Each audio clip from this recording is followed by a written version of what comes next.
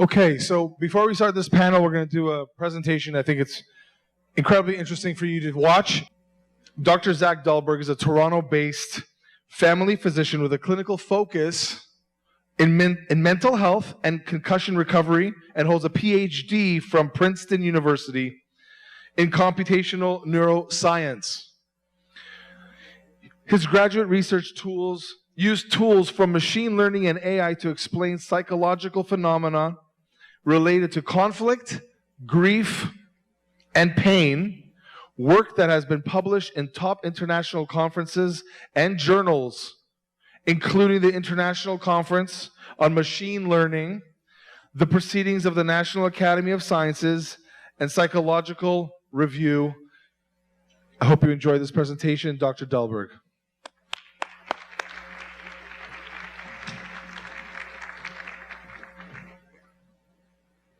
Thank you, Amir, for the introduction. I'm just going to get the slides up on the screen. Okay, so I'm excited to share with you some research in the area of anti-Zionism that I did in collaboration with the Network Contagion Research Institute and Rutgers University.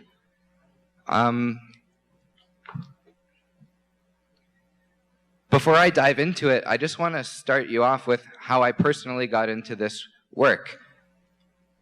So I was on campus doing my PhD in neuroscience when October 7th happened. And a couple months after that, I was actually punished for standing up for Israel on campus. A few months after that, I took a video on campus that actually went viral because of how shocking it was. It got almost 1 million views. And this is a student praising North Korea at one of the anti-Zionist campus protests. Clearly something was upside down, where you have students on campus getting punished for standing up for Israel, and you have students praising North Korea. Zooming out a little bit, what I saw in these anti-Zionist movements was often a claim that they were fighting for human rights. How could a human rights movement support one of the most oppressive regimes in the world? So this is why I teamed up with NCRI and Rutgers to see if we could get to the bottom of this question. Is this really a human rights movement, and how might we show that? Maybe we can use data to understand what's going on. So we did a very simple survey, and we asked people to rate the human rights records of a list of 10 countries that you see here. We have independent bodies that objectively rate countries on human rights based on civil liberties and physical integrity and freedom of expression. So for example, we have the green countries at the top, which are democracies, which have good records. And we have the red countries at the bottom, like North Korea, Iran, China, Sudan, Cuba, authoritarian countries that have poor human rights records. At the same time, we measured people's levels of anti-Zionism with questions like, do you agree that Israel treats the Palestinians like the Nazis treated the Jews? Or Israel is a bad influence on our democracy? And I'm going to pause on this slide because you're going to see this pattern over again. When we plot anti-Zionism on the x-axis, so going to the right, people are more anti-Zionist. And we plot the human rights ratings of those 10 countries on the y-axis, which you can see in the legend. What happens is the ratings of the oppressive authoritarian states in red go up, and the ratings of the democratic green countries go down. It's not surprising that Israel, which is this solid green line, goes down the most. This is anti-Zionism after all. But it goes down far below countries like North Korea. So we also measured other attitudes and asked, do other attitudes affect human rights ratings in a similar way? We asked about generic anti-Semitism. So this has nothing to do with Israel. Things like Jewish people chase money, or Jewish people talk about the Holocaust too much. And we see the same pattern again. At the extreme, Israel is rated lower than North Korea and China. And the pattern that we're calling a kind of moral inversion, where the good guys and the bad guys start to switch places, is again apparent. We wondered, is this a new ideology, or maybe it's old? And we showed people images of Soviet anti-Zionist propaganda and asked them, how true are these images? We see the same pattern pop up again. We even took quotes from Hitler's Mein Kampf and replaced the Jew with Israel. So the personification of the devil as the symbol of all evil assumes the living shape of Israel. And this pattern shows up once again. So far, a lot of these questionnaires have been about Israel. But we also asked about left-wing authoritarianism in general, which is basically the idea that oppressive hierarchies need to be overthrown. Israel comes up nowhere in this questionnaire. But we see the pattern enhanced. We see Israel, again, is the solid green diagonal line that declines below the level of North Korea as people become more and more extreme in their anti-oppressive ideology. And so zooming out, this pattern that we're calling moral inversion is apparent across all these different attitudes. The ones that have to do with Israel generalize to other countries. And the questionnaires that don't have anything specifically to do with Israel, like anti-Semitism and left-wing authoritarianism, still have Israel as the lightning rod in these graphs. And so this is the pattern that we're seeing. And all of those attitudes are also correlated with each other, which is why we call this a kind of syndrome. Anti-Zionism keeps very poor company in this syndrome, which includes anti-Semitism, endorsement of Soviet and Nazi propaganda, and left-wing authoritarianism. And because Israel is so central here, we wanted to investigate the relationship between anti-Zionism and anti-Semitism. Even at this conference, people are arguing whether they're the same or whether they're different. And we know the opponent thinks that they're different. And so we took those questionnaires and pooled together across a variety of studies in what was the largest measurement in the world of the anti-Semitism and anti-Zionism scale. And what pops out first is that these scales are correlated. 0.55 is a very strong correlation in social psychology. So they do overlap. They're also not identical. There's an asymmetry where if you see in this green square, there's almost nobody who's very anti-Semitic but not anti-Zionist. The alternative is not true. There's a lot of anti-Zionists who claim that they're not anti-Semitic in that red square. And so this may be how anti-Zionism avoids taboos and may be able to act as a kind of Trojan horse through which morally inverting attitudes can be laundered into our society. And this conference is a great opportunity to start opening the Trojan horse and looking inside. Last slide. And I'll make a last point on messaging. In the civil rights movement, Martin Luther King told America that it was not living up to its own values. And so in the same way, we need to tell the anti-oppressive left, who are well-intended, that you are failing to live up to your own values. Anti-Zionism is central in a cluster of morally inverting attitudes, and it is at odds with the idea of universal human rights. So I want to thank my co-authors. You can contact me here at the QR code. Pamela Presky is going to be on the panel. She was part of this paper. Thank you, Isabella Tabrowski and Joel and Denise Finkelstein. And we have some articles about this project as well. So thanks again. Thank you, Zach. That was fantastic and horrifying. Great. We're going to start our next panel. Okay, panel number 7. I'm going to introduce the moderator, a friend of mine, incredible person. Her name is Alex Pearson. Alex is a powerhouse Canadian broadcaster, talk radio show host, known for her blunt, no-nonsense reporting style. If a story is making headlines in Ontario, she is likely on top of it. She spent over 2 decades anchoring and reporting for major television networks like City News, CP24, Global News. No offense, Alex. Along the way, she broke massive stories, including investigative work on the province's trucking industry that actually forced Ontario to change its licensing laws. Lately, she has taken her tough, accountability-first approach to the airwaves. She hosts The Alex Pearson Show, leading fierce daily conversations on Canadian politics, culture, and breaking news on 640 Toronto and 980 CFPL. Guys, a warm welcome for Alex Pearson.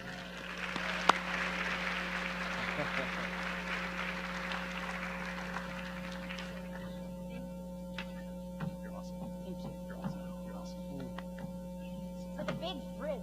He's a big guy. Okay. Our first panelist is Mr. and Dr. James Lindsay, an author, mathematician, political commentator. Dr. James Lindsay has written 8 books spanning a range of subjects, including education, postmodern theory, and critical race theory. Dr. Lindsay is the founder of New Discourses, an organization dedicated to shining the light of objective truth in subjective darkness. Dr. Lindsay is the co-author of Cynical Theories: How Activist Scholarship Made Everything About Race, Gender, and Identity, and Why This Harms Everybody. And he's also the author of Race Marxism, as well as his newest book, The Marxification of Education. Dr. Lindsay has been a featured guest on Fox News, Glenn Beck, Joe Rogan, NPR, and has spoken at the Oxford Union and the European Parliament. A warm welcome for Dr. James Lindsay.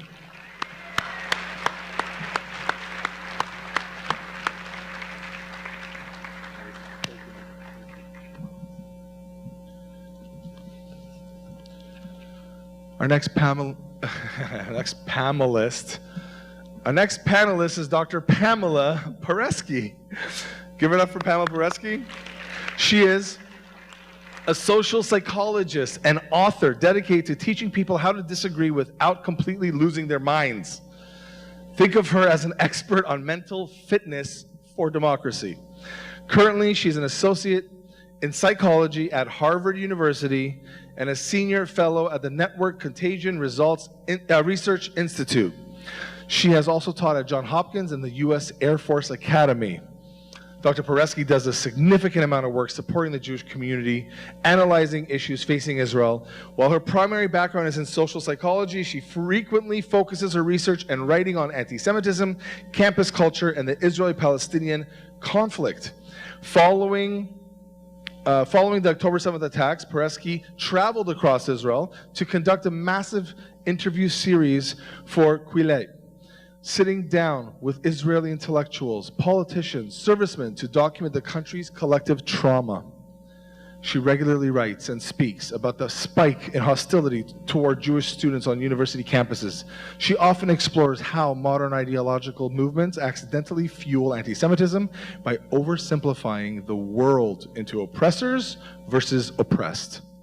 She's a frequent contributor to prominent Jewish publications, including the Jewish Journal and Sapir Journal, where she tackles everything from modern conspiracy theories to the psychological impact of anti-Israel rhetoric. Ladies and gentlemen, a warm welcome for Dr. Pamela Paresky.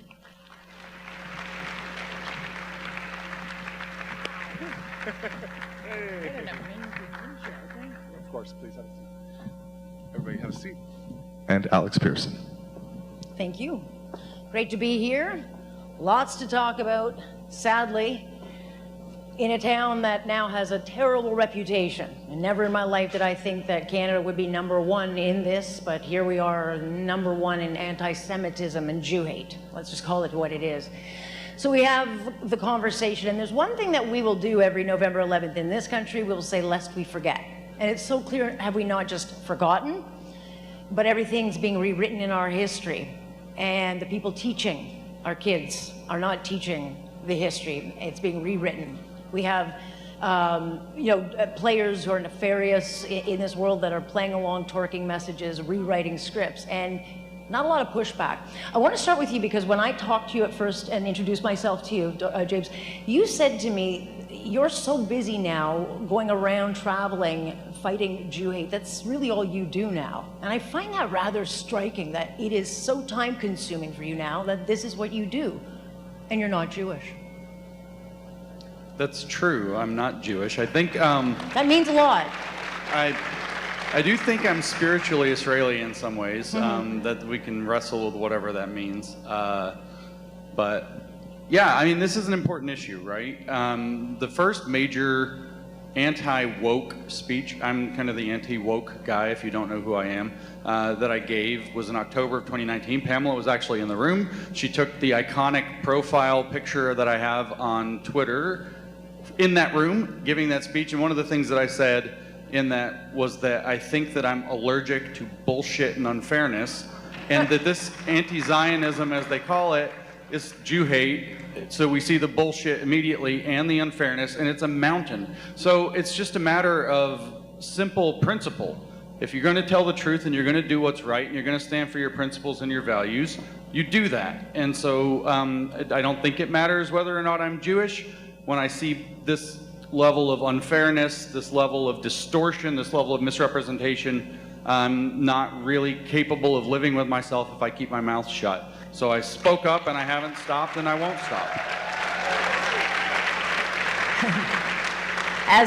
As we know, it is harder to stand than it is to sit, and we still have too many people sitting. So we do very much appreciate those who stand, because we're in a world, and I've often asked myself about this, because being in media, and dare I say, part of the mainstream media still, somehow I survived to this day, is that we are such a big part of the problem. There are so many things going on. I don't know how we are going to correct ourselves and course correct. Propaganda is not new. Historically, in other wars, it's not new. But we are up against an avalanche, Pamela, of misinformation, disinformation. Some of it is just from ignorance. Others is that it's planted, whether it's by China, whether it is by Qatar, who apparently shares a lot of values with Canadians, as I'm told by our government. Can you please tell? That's what we're up against, right? And so how on earth are we going to somehow make a dent in this, or can we? How did we get to this place? Well, first of all, I just want to say what a great conference this has been. We're getting to the end of it, and I know it's been a long day, but it's been amazing. I just want to say Zach's research is incredibly important. I worked a little bit with him on that paper, but he's been doing incredibly important research that illustrates with robust data that anti-Zionism is associated with a broken moral compass. That's what his research illustrates. And even anti-Zionists who don't endorse traditional anti-Semitic attitudes or views, who don't hate Jews, who say they don't feel hate, they are still part of a Trojan horse kind of phenomenon. And their moral compass is still broken. I want to read something. This is why I brought this up here. I want to read something to you to put everything in context here. The author I'm quoting expressed concern that the piece that I'm quoting from, that it would be silenced by the Jewish critics.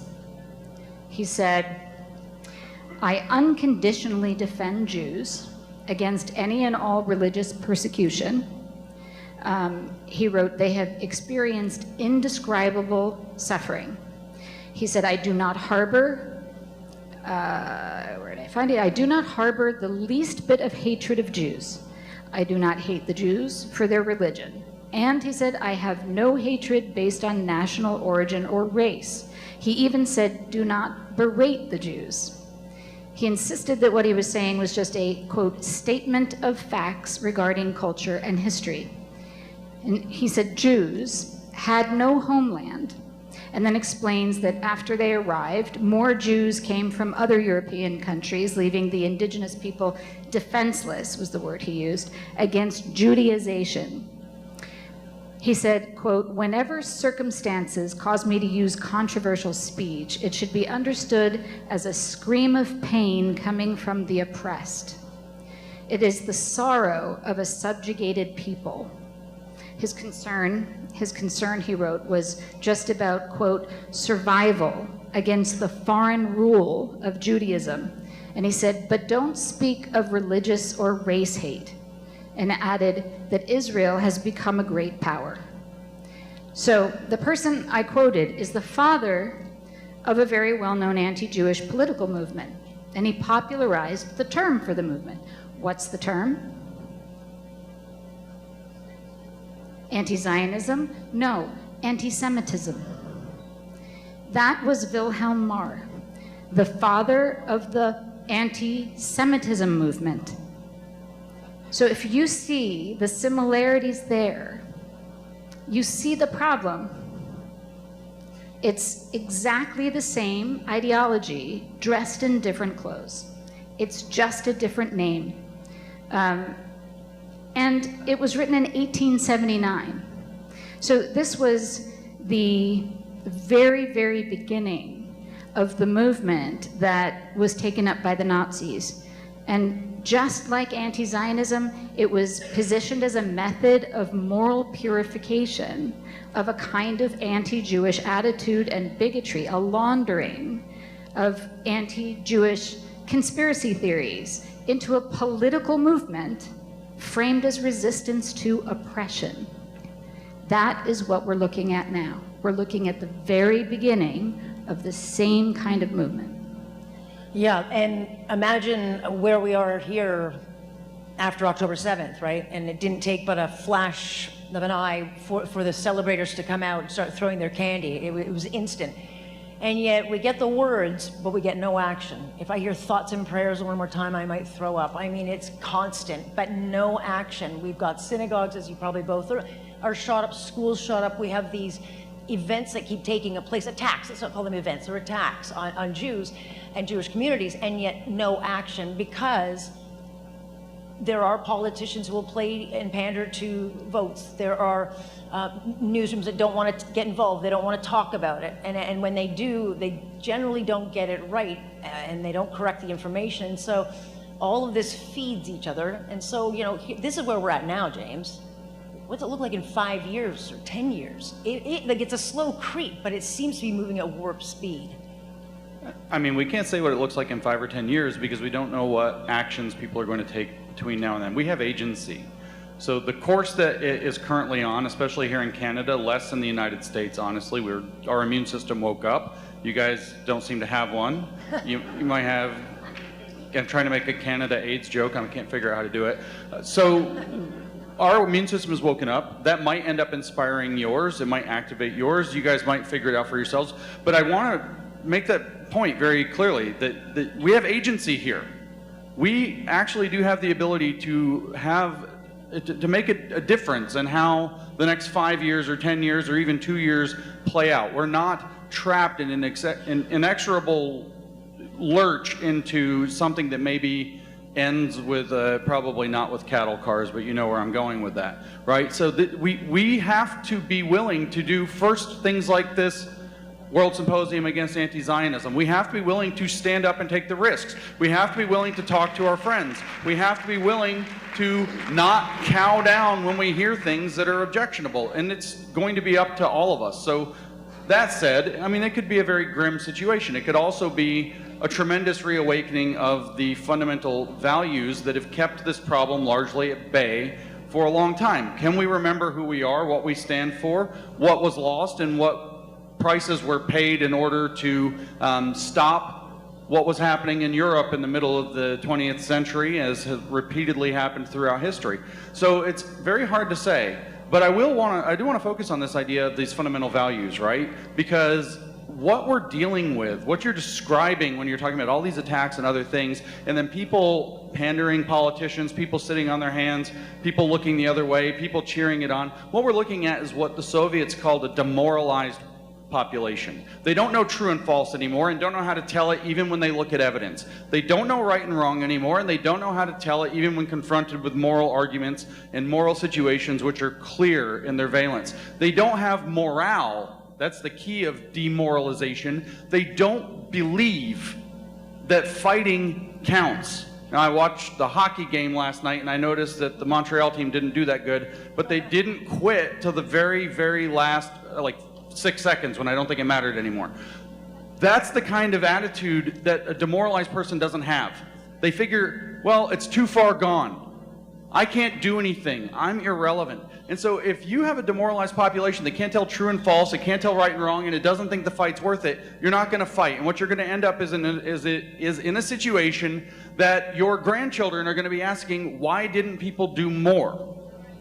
That's what we're actually dealing with. So The question of what it looks like in the future is up to us. The agency is absolutely key, but this requires cutting through these disinformation, these lies, this propaganda. It means understanding the propaganda field we're in. It means sitting down and taking the time to learn enough about the issues to know the right and wrong, the true and false, to be able to counter the bad arguments or the lies when you see them, or sit down with your friends, and to have that courage, and importantly, that conviction or faith that speaking up or getting involved or saying something even just in private with your friends and family matters and makes a difference and is worth doing every day. My fear is the lack of accountability, and it really does, I can't speak for America. You do seem to be taking more steps. You do crack down on things quickly. We talk a good game, but we don't do anything, and my concern is that this is now baked in, right? And I don't know who then becomes the teacher. We've normalized, BDS, we've normalized all these anti-Jewish movements to our schools, our universities, our elementary and our secondary schools, in the public system anyway, and I would say all of them, they're not taking history. I did 500 hours of history growing up. The kids barely get 100 now, and most of it is learned on TikTok. They think Osama bin Laden is misunderstood, which I think is a terrifying thing, because they don't know what they don't know, and I don't know if their families have values or morals or any of these things, and we're just kind of hoping that someone will do something. And the worry, I guess, is who's going to teach the kids? Like, how can we get back to teaching the history? Who's going to teach it when everyone seems to have their own bias, their own thinking, their own agenda, right? Yeah. So first of all, I'll say it's actually even worse than that. Yeah. I was trying to be. It is a long weekend here. Yeah. It's popular. Anti-Jewish attitudes are popular. They rise when they're popular. They don't rise when more and more people actually believe them. They rise when they're popular, and then more and more people believe them. And so it's every single person's responsibility here when they're in a listserv or a WhatsApp group or at a party where people are saying things that are untrue, when people are saying things that are immoral, to say something. It is definitely going to hurt your reputation for a period of time. But if everybody who understands the truth, who understands that there is a truth, not my truth and your truth, but the truth, when everybody who understands that there are things that need to be said, say those things, then it becomes less popular to say the untrue things, to say the anti-Semitic and anti-Zionist things. I wish this was like the pod challenge, the Tide Pod challenge, and then, they move on to something else, but it's not. And the thing is, and we know, it starts with Jews, it does not end with Jews. And so ultimately, this is all of our fight, because we all pay the price. And what I worry about, and you could probably speak to this too, because you would see this, is, once upon a time, a swastika would send people into an absolute panic. Today, you can run around saying, I'm not anti-Jew, I'm anti-Zionist. I'm just, it's just been normalized, the amount of hate and the degradation. And how do we then get back to making it matter? And I don't know if it's social media doing this. I don't know if it's a breakdown of the family values or the family system, but what would you say could be the solution? I mean, I'll start by saying that I think that this is what I mean by saying that we have to understand the propaganda field that we're operating in. And that propaganda field is largely social media based. It's also, there are breakdowns of family values. There are less involved parents. And by the way, social media contributes to that too. A distracted parent playing on their phone is not a parent that's working to instill values with their children. It's probably, social media has probably got shocking consequences that we don't even think about, that we haven't started to reckon with, that we will have to figure out how to integrate, but we have not done so yet. But the propaganda that we're dealing with, for the first time in history, there's always been propaganda. You'd have even bombers flying over, dropping not bombs, but leaflets, or you'd have newspaper propaganda, or even television propaganda. During COVID-19, we had this experience, I don't know if I'm even allowed to say this in Canada, my God, but we had this experience where we thought maybe the news might be lying to us sometimes, right? We'll put it that way in the Canadian context. Everybody knows that the news is in fact either desperately wrong or in some cases likely lying to us. I still think of Stephen Colbert dancing with fake hypodermic needles on his Tonight Show. So the propaganda today, though, is not this. We're not just being fed propaganda, it's interactive. The reason it's becoming popular, like Pamela said, is because when you post it, you get likes, you get retweets, you get a bigger brand, you get opportunities, you get invited to do things rather than being shunned. So it's becoming popular because it's being made popular. So what we understand, we see this anti-Semitism, we see the anti-Zionism, we see outright pro-Nazi things regularly on X, at least I do. I know that they're on Instagram, I get them in my comments, it's all over social media. I don't have a TikTok, so I don't know about that one, but I'm betting it's not good. And what's happening is, like I said, people are getting likes. So we know there's a supply, it's flowing in. We have to ask, who's the demand? We have to, who's buying that content? So let's start with when it's unpopular, when the values of the community that it's being fed into, say Canadian society or American society, do not generally align with that view. Well, maybe the left is buying it, but the left isn't listening to Tucker Carlson except in the last 3 months. So that's a little, they love him now, by the way. It's very interesting. Who's buying it? And I'm just going to suggest that maybe importing a whole lot of people into Western countries that have disposable time and income makes a giant audience that gives people likes and clicks and makes something look more popular than it is with its native population. And we know that a lot of the people that have come into Europe in particular are very radical. We know there's a problem with that in Canada and a problem with that in other countries, including the United States. Maybe the demand side is not who we think it is, and that the increasing popularity among our own young people, which is where it's primarily taking off, and often in the US, in our veterans, those are the two main target populations. Maybe with those populations, they're almost getting the effect of secondhand smoke, but in propaganda form, that's actually being targeted to a different audience. Megyn Kelly suggested as such publicly the other day. I'm seeing influencers that have done this anti-Semitic and anti-Zionist content trying to throw each other under the bus, saying it's just your business model over the last 2 weeks. Maybe that's actually part of the question. So we have to start asking ourselves also, who are we and how are we being influenced by ideas? There's a saying, I don't know if you can even say this in Canada either, that if you import the third world, you become the third world. And I'm not even talking about people in physical space when I tell you that X has 200 million active users from third world countries that aren't even in Western countries right now. And you need to understand that when we're going online and we're acting in this new propaganda, interactive propaganda field, we are actually interacting with tons of people who we don't know who they are, millions of whom do not hold our values and can confuse us about where we stand on issues. That requires a lot of clarity and to fight against a rising tide and to bring people back to the values that they were hopefully raised with, or to fish them out of the bad waters that they've landed themselves in through this ugly situation. So, I mean, I think this is a huge contributor that doesn't get talked about yet. Yeah, It's absolutely. also on Yeah, the go ahead. Also on the demand side, anti-Semitism rises when, in cases when people feel aggrieved. You know, people are looking for somebody to blame. It's an ideology for people who are not successful. And the people who are successful, who hold the ideology, become more popular for having the ideology. So the only thing we can do is hold ourselves accountable. All we can do is behave How in do our we do own. that, though? Like, honestly, I think the lack of accountability is the biggest problem. I certainly think those in this room, they're here on a Sunday of a long weekend. They want those in charge who we elect, who we send into power, they want them to do something, and they don't do anything, right? And so we normalize it. And therefore it doesn't get, China, whether it's China or the Iranian regime members, we have 700 plus in this country, they just get to go out and just kind of sow the seeds of division, right? There has to be a political will, and we just don't have that. You want to take the political will?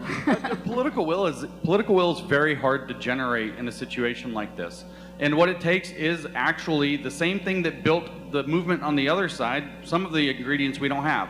We don't have massive influx of money from hostile countries. But what we do have is the people that are willing to start engaging.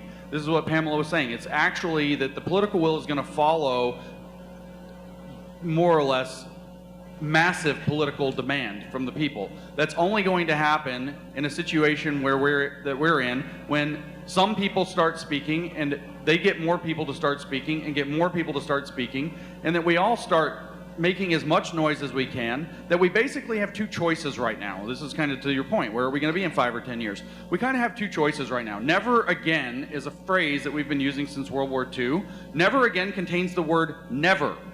So we have two choices. We either risk again or we mean never. Those are the only two choices. So if we mean that, we actually have to start acting like we mean that. And we have to tell people this. In all of history, when people start demonizing particular groups as a means to feeling included in a group, to growing their brand, to whatever, this always goes somewhere very bad. It doesn't always go somewhere completely dark, but it never goes anywhere good. And we have the choice right now to say, there are roads we're not going to walk anymore. But we have to be willing to make that choice. I come back to the question of agency. Are we willing to decide not to take steps into places that we don't want to go? Are we willing to demand and demand and demand again of our politicians until they realize that there's a significant will that cares about this issue? And are we willing to have the conversations to get our compatriots to help us do it? What is the best way then? Let's talk about the younger minds, right? Because some minds we won't change, but how do you make it uncool? Groupthink is such a big part of this, right? Like, it's all of a sudden people who weren't out there chanting death to Jews that are out there cheering with their pom-poms, right? Like, how do you get back to breaking up the silos? So the good news is that the majority of people are actually sane. And so, right? So the problem is that the majority of the sane people are quiet. And so each and every person here, if you just get 2 or 3 more people to speak up with you, they will get 2 or more. It's like that commercial, like she told 2 friends that. Yeah, they told 2 friends. Right. So it is socially everything is socially contagious. Anti-Semitism is socially contagious. Anti-Zionism is socially contagious, and so is courage. Courage is socially contagious. Thank you. So much is the education. And by the way, I don't have a watch and I don't have a phone, so I have no idea what time it is, and I don't want to cut into, I get 3 more minutes. Okay. Now I can't remember what I was going to say. Now you gave me 4 minutes and I forgot what I was going to say. If there's something because this is what you now do. You travel around, the both of you, and this is by choice, right? Like, this is something you felt very determined, whether it's values, moral, whatever. You chose to stand and come here. We are different countries, and we both have faults, but what would the message be? What is it that you want to impart to this audience that we can do together, or that you want them to leave with tonight? I've already said it a couple of times. It's that you have agency. You can make a difference. I don't care how small you think you are, that you're just a grandma or you're just a regular person, you can make a difference. That's absolutely crucial for you to begin with. So if I had one simple message, it doesn't matter that Canada is having some real issues, that your government's not exactly what we might call the most democratic country in the world, but you still have the opportunity, you still have the agency to step into not just this particular issue, but the broader issues around it.